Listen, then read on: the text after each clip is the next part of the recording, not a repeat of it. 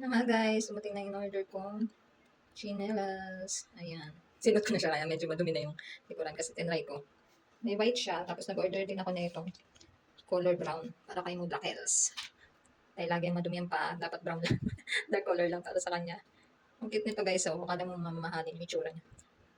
Napakamura, wala akong 100 pesos to guys. Sobrang mura. Tapos na ano siya, nabibend siya. Tapos komportable siya sa kutin guys. Malambot kasi siya, ayan oh. Napapak, charos. Ayan, napakaganda. Yung tsura niya dito guys, parang, ayan, malambot siya. Tapos, ayan yung details niya. Ayan. O, diba? Charos. Sa likod niya. Ito naman yung white. Ayan. May iba't ibang kulay ito guys. May kita nyo rin dyan sa yellow basket. Lalagay ko na. Dumihan na siya. Lagay ko na lang dyan sa yellow basket.